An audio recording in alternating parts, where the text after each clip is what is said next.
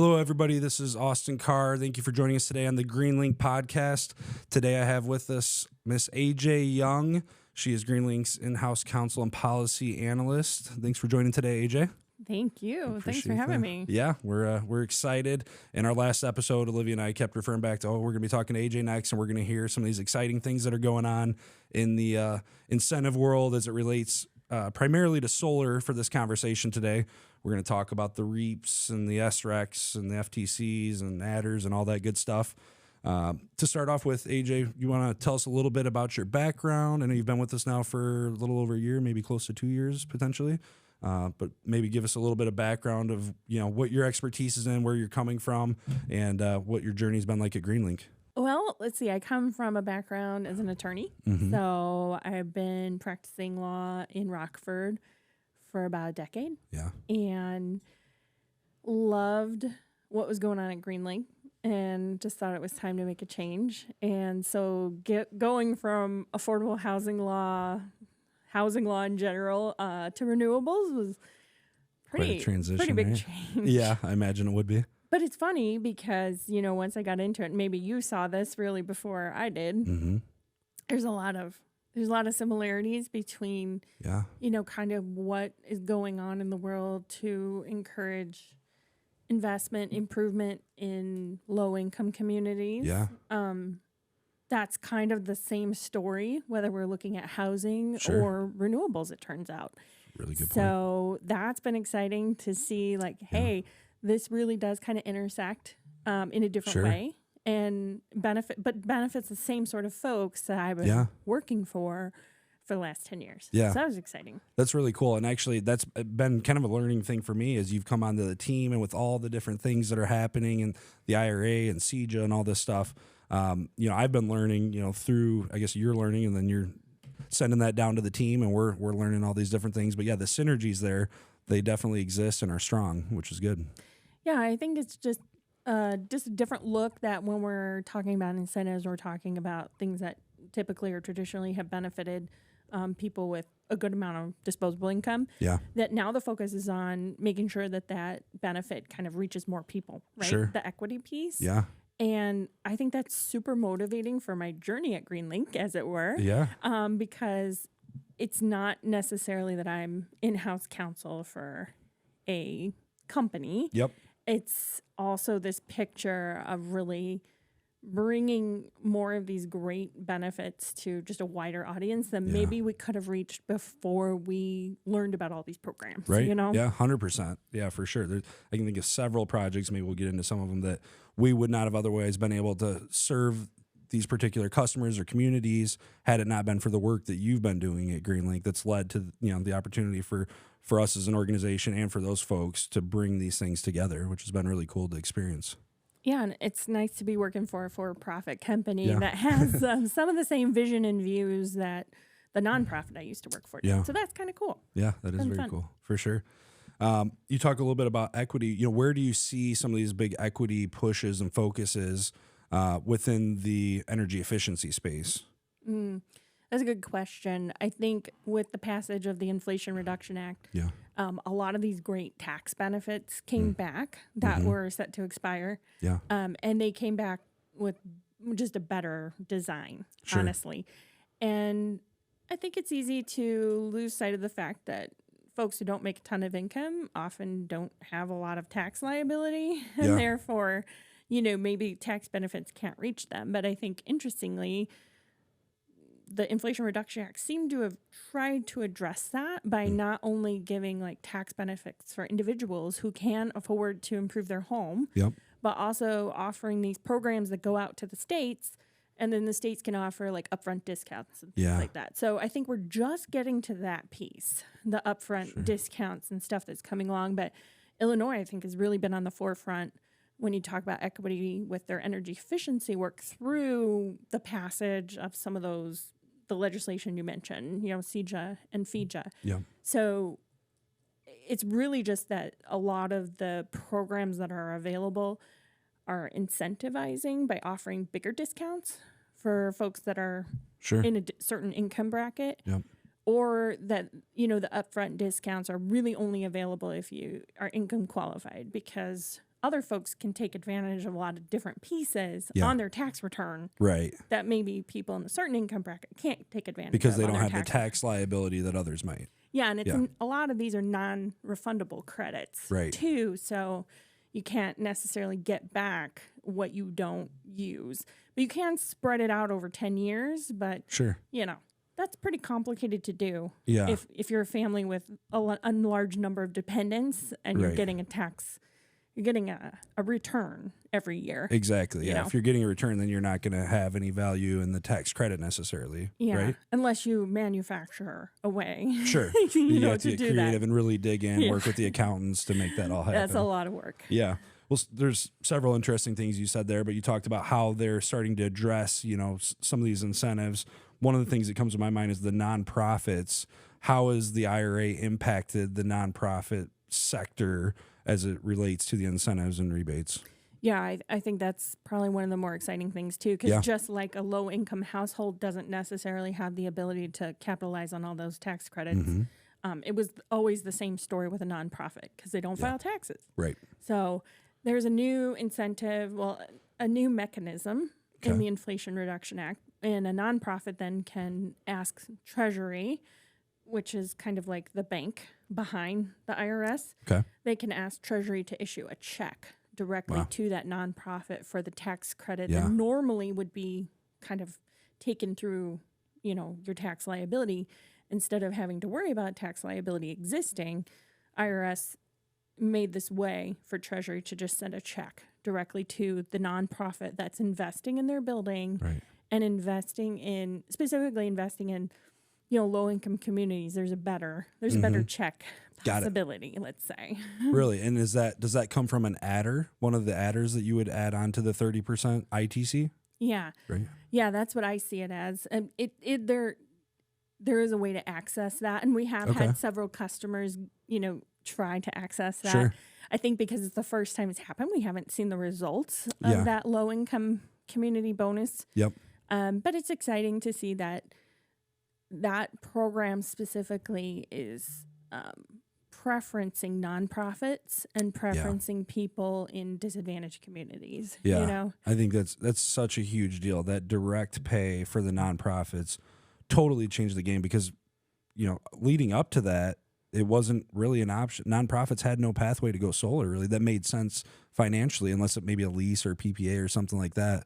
But for them to actually purchase and fully reap the benefit that somebody else could that would buy that system and have the tax liability, they were kind of out of the game there. Yeah. And now they have a great opportunity to join the energy revolution, so to speak, and really maximize their investment. Yeah, it's so exciting. And it was a smart move. Yeah. It was a smart move.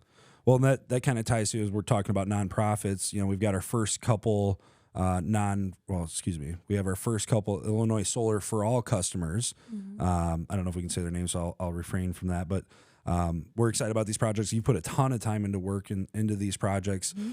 Can you tell us a little bit about Illinois Solar for All and maybe some specifics around these projects, about how you really helped orchestrate this and make this come together in a way that is just a phenomenal win for these non-for-profit customers that we're going to be working with?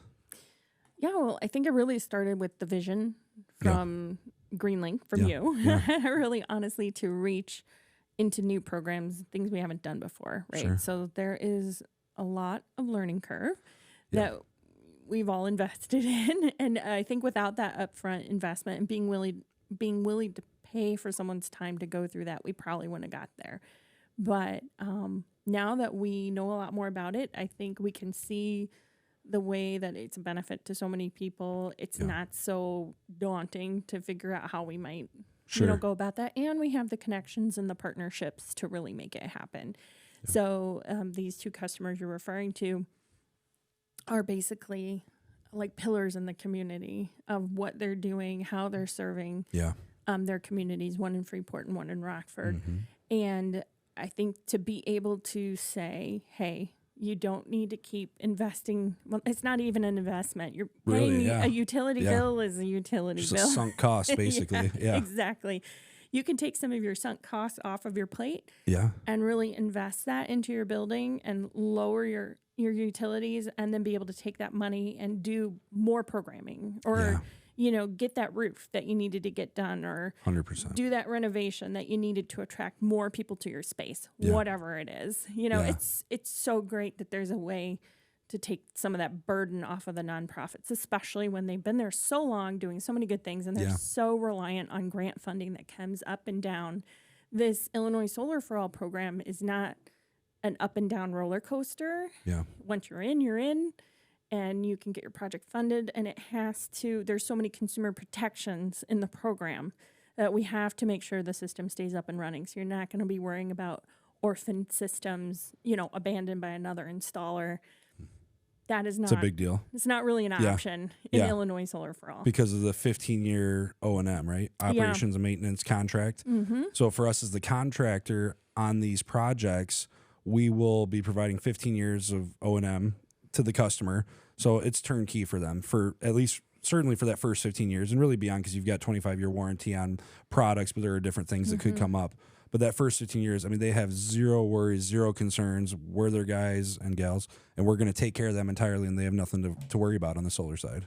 Yep, that's right. And that's uncommon. Particularly I hear a lot of the stories on the residential side, but also on the commercial side too, where companies come in and out, and they're in business, they're out of business, they're a sales org, maybe they're the contractor, and they're selling these projects. Maybe sometimes they're getting them installed, but they don't get them commissioned. Or maybe they even get them commissioned, but 6 months later they've moved back out of state or they're gone. And now that customer is totally in limbo. They've made this huge investment. Maybe their incentives didn't get filed properly by the contractor. Maybe the system, again, was never turned on, or they didn't get their net metering. A number of things that happen behind the scenes after a project, well, throughout the course of a project, really. And it's so important that the contractor is reputable, preferably local, in my opinion. You've got somebody you can go talk to, and you can drive to their office. We just had a customer from out in Sterling. You were talking to him last week as well. Big manufacturing facility, and he's talking to different companies about solar. And we haven't engaged with him yet, but as part of his due diligence, which I really respect and thought was a really wise idea, he's like, I want to come see your facility. I want to see your people and your team. And he came and met with us in person, and you and Tom and Jared spent a couple hours, I think, meeting with him and just talking about all the things that we're doing. And he knows, and he has that peace of mind. We're real. And, he would always be able to reach us on the phone, but we'll say the phone lines were all disconnected across the country. Then he could drive over and he could talk to us in person. And I think that's a really important thing there.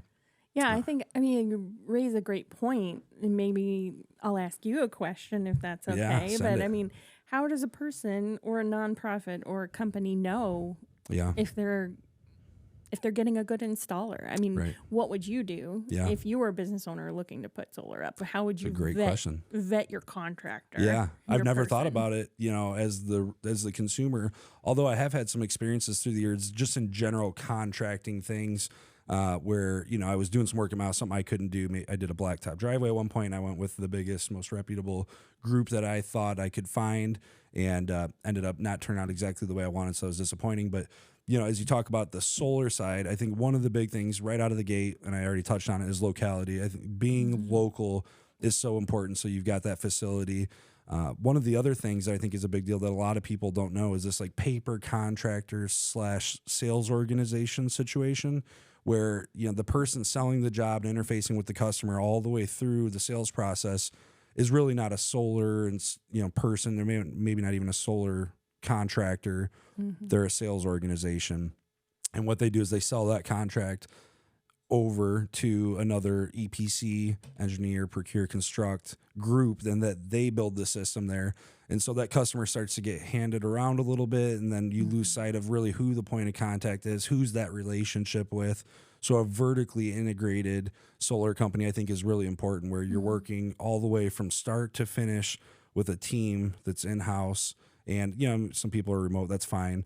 But it's an in-house team within that organization. Whether it's us or any one of the other solar contractors in the area, I would, I tell people when I'm talking about this, it doesn't have to be to go with us, but it really should be local. So even the guys out of the burbs that are doing the work, it's really important. And then third would be the review side of things, which is pretty cliche, but it's so important though. Looking at a company's reviews, checking their Better Business Bureau credentials, making sure that they've got an A+ rating, checking out their Google reviews, asking for referrals is always a great one too. And some of these things people know they're pretty standard, but sometimes we just kind of skip by them through the purchasing process as a consumer. Maybe the sales guy was very convincing. You're like, okay, cool. I just want to go ahead and do this now, which can be a dangerous spot to be in. Taking the time, doing the due diligence, because whether it's a retail system, which can be in the range, $25,000, $35,000, $45,000 as an upfront cost. Obviously, you get all kinds of incentives on the backside of that, but it's a huge amount of money that you're taking out a loan on or financing for this project. And it's critical that can come to fruition the way that it was sold to you. And I would also check online too. And if somebody's telling you, hey, this is how the incentive works, go onto Google, type it in. Hey, what's the name of this incentive and how does it work? And is this accurate? ComEd has some great information on their website for consumer protection. The Illinois Shines program also has some great, with the disclosure form, right? Yeah. Is part of that consumer protection process. And so just really, taking the time to be diligent. Don't do a quick, what do they call that when you just like an impulsive purchase is not, it's not good to do that in the solar world. There are too many wheels spinning there, and it's complicated. You know this as well as anybody. Even with all the best intentions, solar is complicated and there can be hiccups, and we've had them. I don't try to hide that on some of the other podcast episodes. I've talked about some of the hiccups that we've had. But what we always do is stand behind it and make it right with the customer when all is said and done. And I've told customers, hey, we had this hiccup here, but when everything is wrapped up, I promise that you're going to be in a place where you're happy and that you're going to have that 5-star experience. And I think that's really the best thing that you can do for a customer. Yeah. So on this Illinois Solar for All project, I want to dig into that just a touch more. As much as makes sense to you, can you talk a little bit about the structure? Like, what were the mechanics of putting together that deal? If somebody else is listening to this and they have a nonprofit business, what would this look like for them, at a high level, 15,000 foot view? Yeah, 15,000 foot view is really just decide if you have, the ability to invest a little bit upfront. Yep. And go ahead and purchase the system. It's a little bit of an investment, but... And it can be financed, right? It can be financed, exactly. Yep. If you've got a financer that's willing to kind of, in the Illinois Solar for All program specifically, you can't really pay that much your first year. Right. So you can't pay more than 35% of your energy savings. So if your system is going to save you $10,000 a year, you can't pay more than $5,000 up front.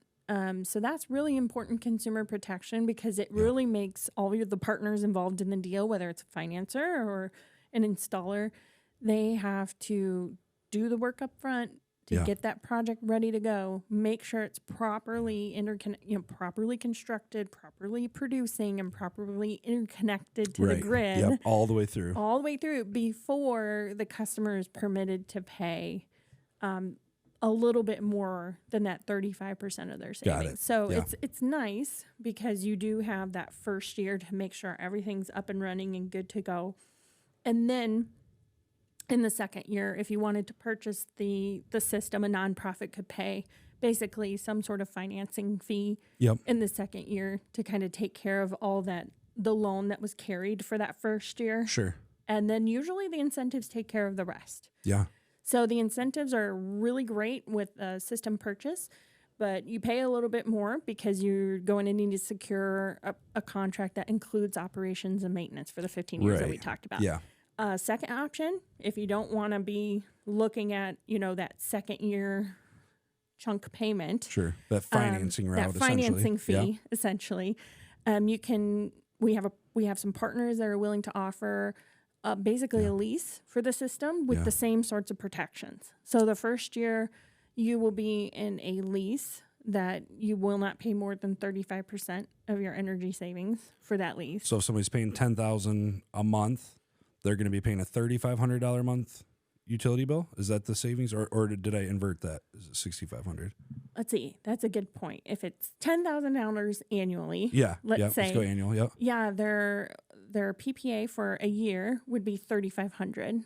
Wow. And then you divide that by 12 months. Right. So you'll pay a monthly payment. And in that monthly payment should, if the system is working correctly, should actually save, it should be paid from the savings on your utility costs. Right.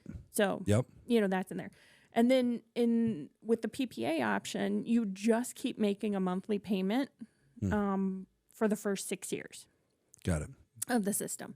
But in years, 2 through 5, you're going to be making that normal 35% of your energy savings payment, and you're going to be making a higher payment to cover the operations and maintenance for 15 years. Right. So it's basically that financing chunk we were talking about in a purchase agreement. That's basically just spread out over years 2 through 6. Yeah. And then by the time you get to year 7, the system is donated to you. Right. So those are the protections in Illinois Solar for All. So you will be paying, a hefty monthly fee for years 2 through 6, but it should be paid from the basically what you've saved. Yeah, right. So in both cases, the non-for-profit is coming out ahead. Like in neither case are they taking this big chunk of money that they otherwise would have been able to allocate to a different cause. They're still saving and they're cash flowing positive, essentially, in a way, by the savings on either direction. Is that right? Yeah. That's right. I mean, the PPA, there's more parties involved. Sure. There's, it turns out that the payments that you make over those 6 years is a little bit higher than what you would make if you add in all the aggregate payments versus the purchase. So the purchase really is the way to go. And one of these customers in the last minute we had a conversation like, let's look at this purchase option. And it ended up coming together where it did give them a better ROI to go with the purchase. And they had the appetite and the ability to finance that. Had they not, they still would have been fine going through a PPA, still would have saved money, significant, 50 to 65%, a month on their utility bills. And so it's really both options are a win-win, which is really cool. So go ahead. Yeah, I was just going to say with the purchase, I think the benefit you get is that you're not locked into that monthly payment based on your projected energy use. So if you end up using more than what you expected, you're going to get maybe a more of a bill from ComEd. But sure. If your system if you use more in the summer and your system produce more in the summer, you don't have to worry about it. Right. If it's in the winter, you use more than you thought you were going to use. It's a little bit more costly under the PPA to pay for more than what we projected the system would cover. And, that's just the issue of a nonprofit. Maybe they want to add more office space with their savings. Maybe they want to, the reason why they're doing all this is because they're going to be adding some stuff in. They're going to be electrifying, getting off of natural gas. Who knows what it is? So their usage might actually be higher than what they expected when we originally installed the system. But hopefully the program does allow you to project some of those changes. You just have to justify them. Got it. Meaning, let's say X amount equals 100% of their utility usage over the past 12 months, but they're saying, hey, we're going to add in heat pumps and get rid of the gas. So what was 100% of our usage, we're actually going to be 150% or 160% now. Under the right circumstances, the program will allow them to oversize that system to accommodate for those expansions. That's correct. Yeah, and really they're still coming ahead even in the PPA scenario because although their electricity might be more than anticipated, hopefully it isn't because we sized it properly. Right, that's the goal. But if it isn't, there's still by moving from gas to electric, they're still going to have experience some gas savings. That's right. Yep, you're saving on the gas side. That we would not have calculated into the scenario. Exactly. Because that's not what the program is necessarily designed to do. That makes sense. But it is just the reality of it is that if you're getting off gas and going electric, you are going to see savings in one area, and hopefully you're not going to be getting hit with a huge electric bill. Sure. Yeah. For that switch over. Yeah, that makes sense. Yeah, it's exciting stuff. And as people listening can tell, there's a lot of depth and if-then scenarios and navigation that happens, which is why we're so thankful to have you on the team, AJ. And our customers are very thankful for that as well. Something that's coming on my mind as we're talking here, just another incentives, all these things are bouncing around in my head. I'm thinking about REAP. We had heard about REAP, years ago, and it wasn't really a lot of things happening. And then last year it came to this big exciting time and everybody had REAP fever and we were going wild with all the excitement that was REAP. Can you tell me a little bit about, the REAP program, just at a high level? What is that? What does it mean? And maybe we can dig in on some of the things that we've experienced thus far. Yeah, that's great. So high level, it's a program with the USDA. It's designed to benefit ag producers. So farmers, people making more than 50% of their living based on their farm business. Got it. Or rural small businesses. Okay. So if you're a farmer and you have a honey farm in the middle of the city for some reason, and you're making more than 50% of your income, you can qualify as an ag producer, even if you're in the city limits. Got it. So it's not all about geography. Yeah, not all about geography. But if you're a rural small business, you definitely have to be outside the city limits in order to qualify. Okay. Got it. Yeah. So with REAP, I mean, what we had initially heard and, what people are doing there is REAP will cover up to 50% of a system's cost. That's right. Off the gross amount. So if you have a solar system, it's $200,000, you can apply for up to $100,000 of a REAP incentive, which comes back to the consumer, the customer, in the form of a check if they're awarded the grant. That's right. Underline on if. Yeah. So that's where I talk about the REAP fever. Again, we had heard, the funds weren't being used and there was a surplus and all this opportunity was there. Mm-hmm. So we're going around to our customers like, you got to sign up, you got to talk about this REAP here and let us get a grant in for you. And it sounds like the rest of the country was having that same conversation with all their customers at the same time. And so it got very competitive very quickly. Yes. And so the scoring criteria, I mean, what's the big scoring criteria? I know you had mentioned one of them to me about the community or the location. You can tell me more. Yeah. So just like the IRS tax credit we were talking about at the top there, there's a preference for disadvantaged communities, meaning communities that have been traditionally left out of development, exciting new companies coming to town. Sure. People are kind of living paycheck to paycheck sort of idea. Yep. So the USDA has a similar map as the Department of Energy, and if you're in a distressed or disadvantaged community, which could be lack of income, but it also could be there's environmental problems. So maybe, it's traditionally been a place where there's a high air pollution. So that could also qualify as a disadvantaged community. Okay. So it's a map. If you land on the map, for the USDA REAP program, you get 15 bonus points. Got it. So that was a change from what was going on before. And this bonus scoring criteria has become the most important criteria for winning a REAP grant in Illinois anyway. Because of how competitive it's become over the last several quarters or iterations of the program, right? Correct. Yeah, that makes a lot of sense. There was a spot on that map, if I recall correctly, where it talked about like it used to be a coal site or coal city or something like that. What's that part about? I don't really remember. Yeah, that's another wonderful incentive. Okay. Yeah, there's so many and so many maps that we're using these days, isn't there? Okay.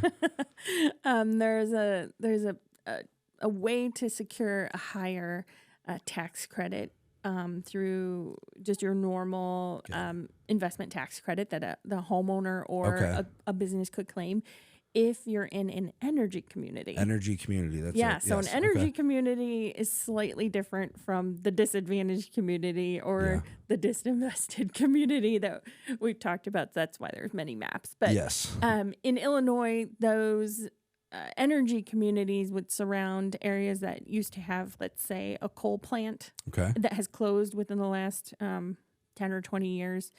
It's coal or I think another type of plant. It could just be an electric plant that has closed. It didn't have to be coal powered. It could be powered by something else. Sure. But if you've had one of those closures in the community, the Department of Energy is really incentivizing solar projects that are in those areas. So we've got one over towards the Iowa border, kind of the Rock Island area. We've got an energy community up towards Beloit, and we have an energy community over near Waukegan. Okay. And then we're looking downstate, more towards Peoria. Sure. Okay. So not in the Rockford area. Yeah. I didn't even realize that we had, that Beloit was an energy community. That surprises me. Do you know what makes them an energy qualified community? Or? Just the closure of the plant. Okay. In the last, so I believe I didn't realize they had a plant. They had an energy plant up in Janesville. Or in Janesville? Okay. Yeah. So got it. At least if I remember properly, we should look at it more closely. Yeah. Something going on up there, though. There was a closure of a plant around Janesville. And so the bonus is for any adjoining census tracts. Sure. So Beloit happens to be one of those. Interesting. So that kind of segues us into the adders to the ITC, which I didn't even mean to do. I thought that was actually tied to REAP, but so the energy community being one of them. What are a couple of these other adders? I don't know if that's the technical term, adders. That's what I call them. Is that right? ITC adders. That's what we're calling them. That's what I would call them. So you're guaranteed the 30% investment tax credit when you go solar, but then now you can look at these adders that came out as part of the Inflation Reduction Act. Energy community bonus is one. Yeah. Domestic content is another, right? What are some of the things about the domestic content? Like, what does that mean for a project? Well, it really means that guidance isn't final yet. Sure, But the there's initial guidance, at least as it stands right now, it looks like what we need from manufacturers is a certificate that more than 45% of the components that went into their manufactured product were sourced from the United States. Yeah. This is a challenge for solar modules, solar panels, Absolutely. inverters. Those are the two big high-ticket items, as you know, on the solar system. Yeah.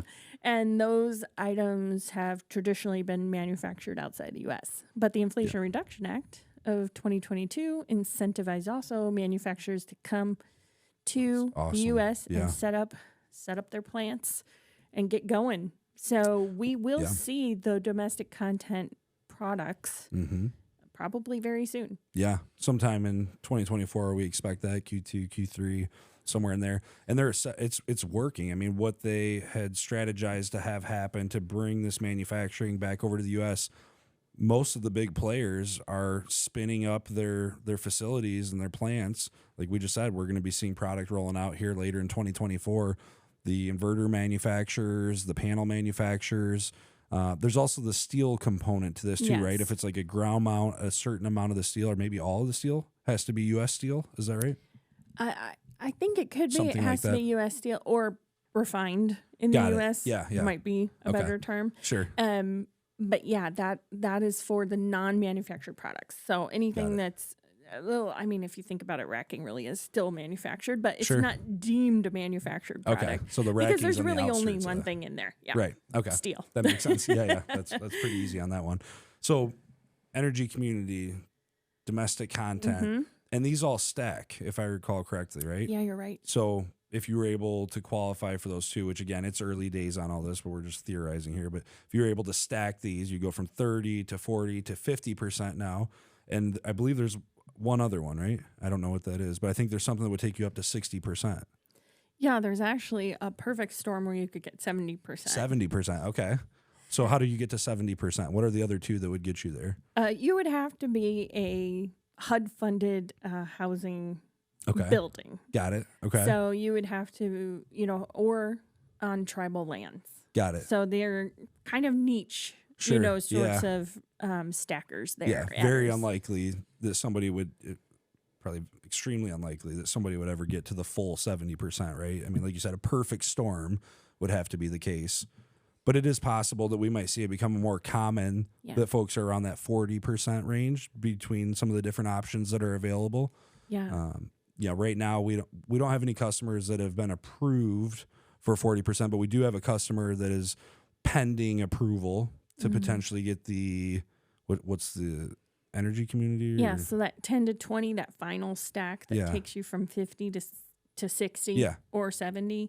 That final option is the low income communities bonus program. It's competitive, so there's only 3 gigawatts, 2.8 gigawatts allocated annually. Is this in Illinois or federally? It's federal. Federal, okay, got it. So in order to compete, to try and get your project into that allocation for that bonus, you have to come up with a design and commit to an installer, sign a contract. Okay. Or, if you're not going to purchase it, you're going to do a PPA. You need a signed agreement. Sure. You submit all that information to the Department of Energy, and then they hold basically a lottery for 4 different categories. Oh, it is, okay. So there is a category for you're located in a low-income community. That's one category. Okay. There's another category if you're in a low-income community and on tribal lands. I'm going to get confused here in a minute. There's a third category that's basically you're in a low-income community and you're working with affordable housing location. And then the final category is probably some combination of whatever we discussed. Sure, yeah. So, and there's preferences there for nonprofit ownership. There's preferences for projects that benefit tenants. So it is a complicated structure when you get to some of those categories, and you need to, be working with a really experienced developer Yep. or a really experienced tax attorney who can give you some good advice on that. Yeah, it is so much. I mean, I'm hearing these conversations and you're digging in daily into all these things, but there's so much happening. It's evolving quickly. There's still all kinds of things that are uncertain too. They're developing the programs. We talk about some of the energy efficiency sides of the IRA incentives, which we won't get into too much right now, but those aren't even live yet. A lot of them aren't anyway, right? There's some tax incentives that are out there where you get into like the homes rebate and some of these other things.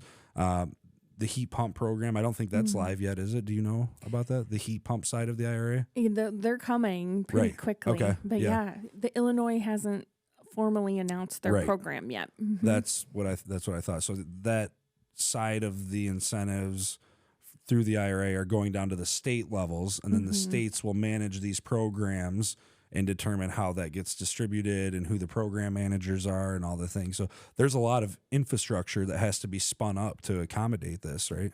Yeah, that's right. Because the states are allowed to kind of structure their own type of thing. So, if they're in a warm climate, maybe they're going to incentivize certain types of products, certain types of things, and they can incentivize them by point of sale rebates. Sure. There's some other ways that can be structured too. So instead of a rebate at point of sale, you could do a back end rebate, which is probably what we're more familiar with, like a utility rebate. Yeah. A lot of people might have experienced something like that if they did an upgrade at their home. Yep. So it's really the question of how this is going to be structured for every state. So it's exciting though, especially when you think about what might be important in Vermont is not important in great point. Nevada. Yeah. So you're going to maybe structure it a little differently in those two places. Yeah, that was really wise of them to kick that down to the state level. I guess I didn't consider that every state, well, not every state, but the climate zones. We have 6 climate zones in North America here, and those climate zones all have a different way of managing their building science principles and what's important, like you said, dehumidification versus heating and cooling and the wall assemblies and all those things. So yeah, that was a wise decision. I know Wisconsin has focus on energy, and they've had this state-ran utility program where Illinois seems to be more at the utility level. The utility companies will run these incentives historically, and Wisconsin Focus on Energy is running their incentive programs. And so, yeah, everybody's different, and we're excited to see when that finally comes out and how that's going to impact all our customers. I think it'll be a really big deal for everybody in our service area for sure. Yeah, and I think it's important that every state, and you would know more about this than I would, but if you're going to incentivize a heat pump, but you're not going to allow somebody to air seal or insulate under that program, then you're missing what's the whole thing. Point? Yeah, exactly. You might be losing a lot of the joy of the heat pump, the efficiency, for sure, the purpose. So I think every state might say, well, here's the programs we already have running. So here's this wonderful, opportunity from the feds to invest a little bit more to get people electrifying, to get folks to be able to replace things that maybe they traditionally just wouldn't replace unless they had to, like a furnace, So. Yeah, that makes sense.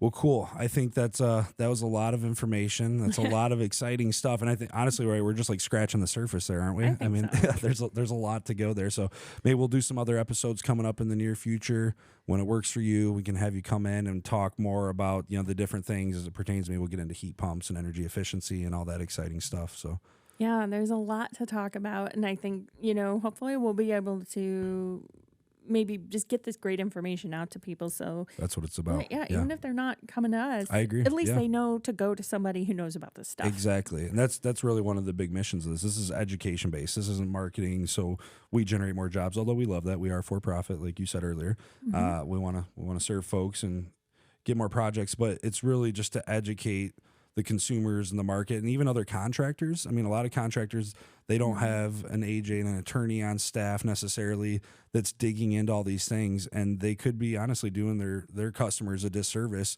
by not investing time and energy into these opportunities. And so it's good to get the word out there. So we appreciate you joining today, AJ. Thanks for having me. Thank you.